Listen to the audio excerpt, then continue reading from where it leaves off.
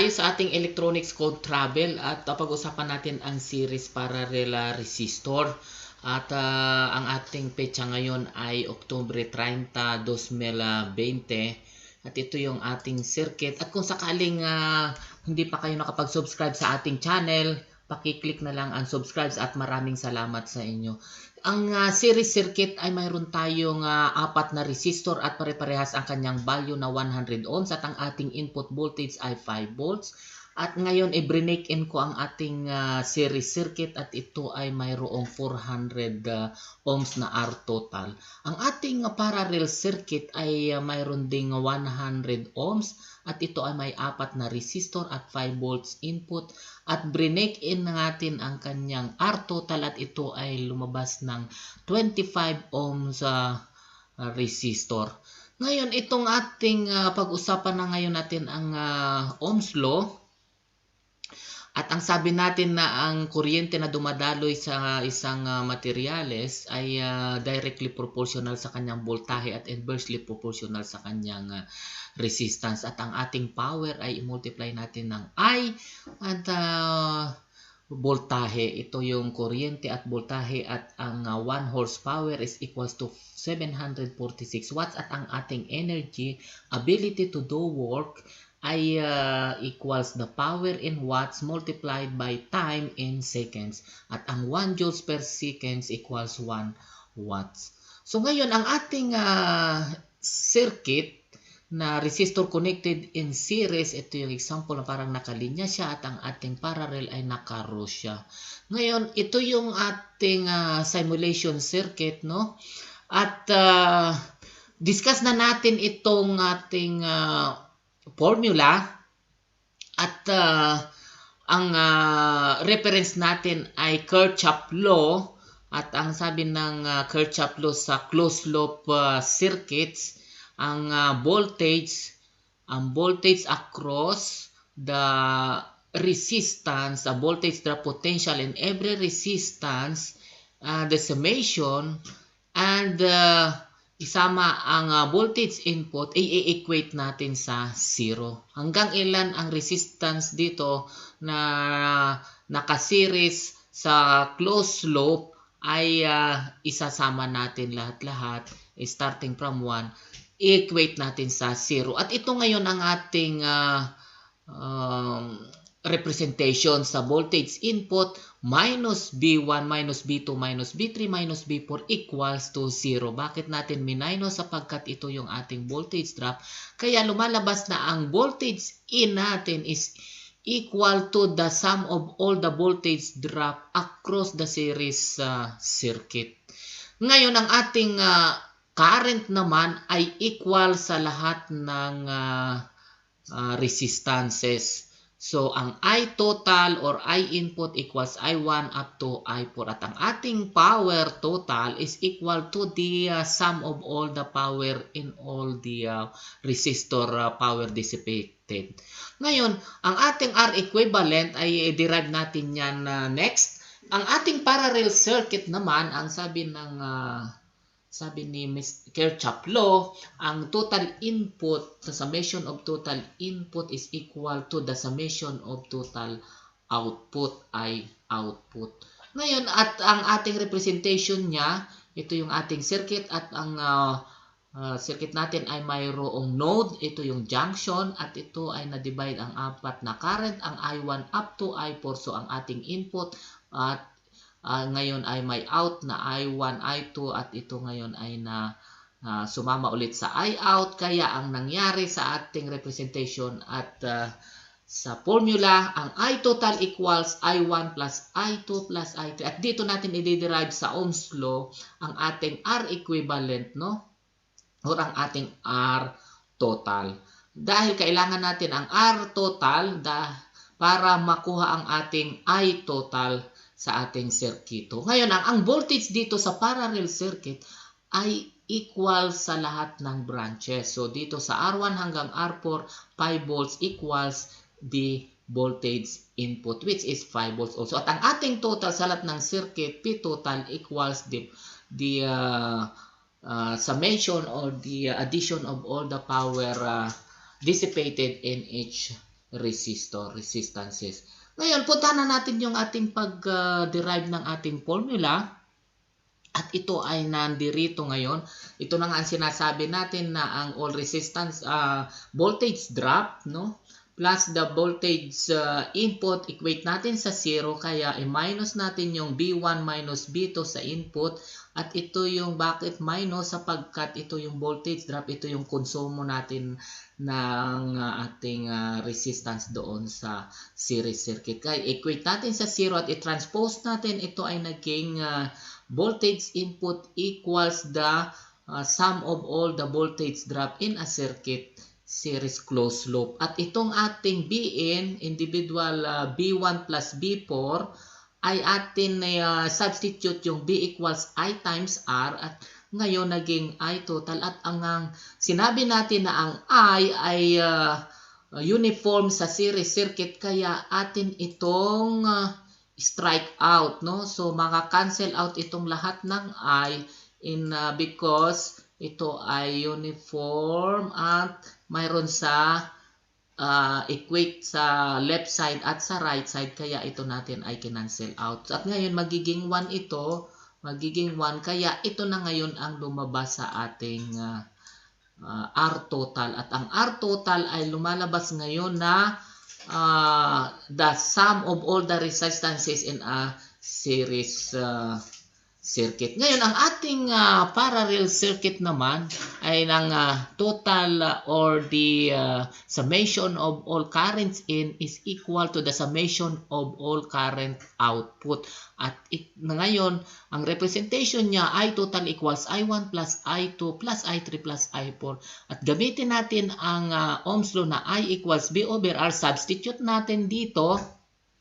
Kaya Bn over the R total or the R equivalent is equals the current individually, which is B1 over R1. And then, ang sabi natin na ang voltage across the parallel branch or circuits ay equal in the voltage input. Ngayon, ito ngayon ay maka-cancel out kasi mayroon tong equal ang ating voltages dito sa left side at sa right side. Kaya ito ay magiging unity nga siya. At ang ating result ng resistance ay ito ng 1 over R equivalent. At ito na yung ating formula. So, dyan na derive yung ating R equivalent ng ating series at parallel resistances circuits. Ngayon, ang ating circuit, tingnan natin at puntahan na natin yung ating sirkito. At ang sabi nga natin pala dito, no, 400 ang ating series resistance total, sapagkat inad natin yung 100 times 4. So, naging 400 at gamitin natin yung Ohm's law na B over R para makuha ang I total, which is 12.5 milliamperes. Kasi 5 over 400 at ang ating I total is equal sa lahat, kaya naging 12.5 milliamperes. At ang ating voltage drop per resistor ay gamitin natin ang Ohm's law na B equals IR, kaya i-multiply natin ang 12.5 milliamperes sa resistance na 100 each, kaya pare-parehas sila ng kanyang voltage drop sapagkat pare-parehas ang kanyang resistances. At kung i-equate natin yung summation ng all voltage drop plus the voltage input, ngayon lumalabas na 5 minus 1.25 in 4 times equals 0. So malinaw ang ating formula. Next, itong ating parallel, ito naman yung ating formula, no? So 1 over R total or R equivalent equals 1 over R1. Ito yung ating plus 1 over R2. At pag kinuha natin ang common denominator natin at transpose natin, lumalabas ito na 100 divided by 4, kaya lumabas na 25 ohms. At ngayon, kunin natin ang I total at ang I total natin ay V over R. Kaya 5 volts divided by 25, mayroon tayong 200 milliamps. At kunin natin ang individual current which is I equals B at given ang B which is 5 volts at ang R natin ay 100. So lumalabas natin na 5 divided by 100 equals 0.05 amperes or 50 milliamperes. Pare-parehas din siya, gawa ng pare-parehas ang ating value. Baguhin natin mamaya itong value nito kung bababago ito ang mga value ng ating voltage drop at ang ating individual currents. At ang ating total current ay 200 milliamps. At kung mapapansin nyo na ang ating current dito ay 200 milliamps at ang ating resistance dito ay 25, dito ay 400 at dito ay 12.5. Ang ibig sabihin lang na ang mas resistive dito, mas mababa ang current at dito ay mas conductive, mas mataas ang current. Yun ang Ohm's law. At tingnan na natin mga electronics enthusiasts ang ating simulation. Ang sinabi natin, dito kayo tumingin at ito yung ating resistor. So dapat ito ay 12.5 milliamps. So tama siya at 1.25. So pare-parehas dapat ito ang kanyang current. So tingnan natin sa R4. So 12.5 milliamps din at 1.25.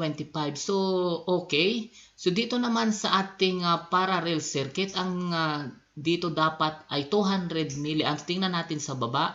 Ito ay 200 milliamps din. So dito dapat ay 50 millivolts at 5 volts. So okay siya. So tama yung ating simulation at tama din yung ating formula. Kung sakaling hindi pa kayo mga electronic enthusiast na subscribe sa ating channel, paki-click naman ang subscribe at maraming salamat sa inyong lahat. So ituloy natin yung ating presentation at palitan natin yung ating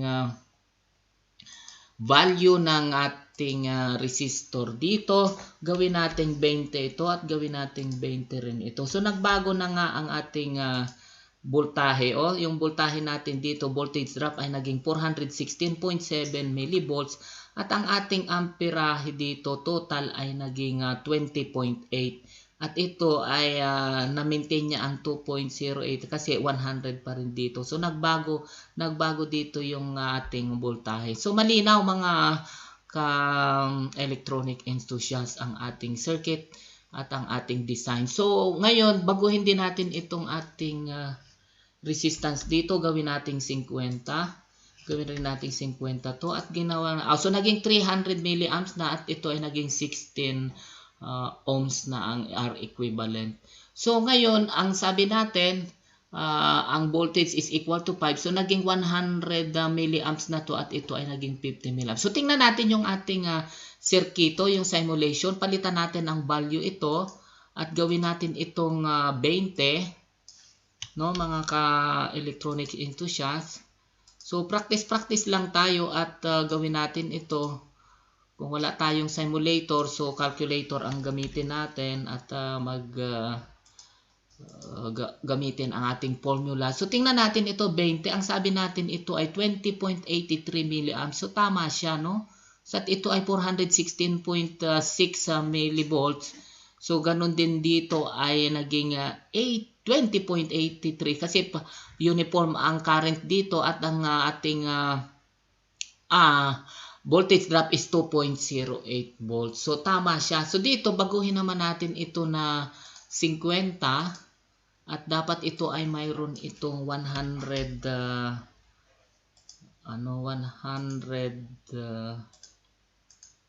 baguhin din natin itong isa 50 din. Dapat ito okay. So 100 milliamps, 100 milliamps din at ito ay 50 milliamps. Dito ay 300 at dito sa taas ay 300 din. So tama ang ating current in is equal to current out at ang ating branches ay dinivide niya yung ating in sa in every branches kaya doon natin nakuha ang ating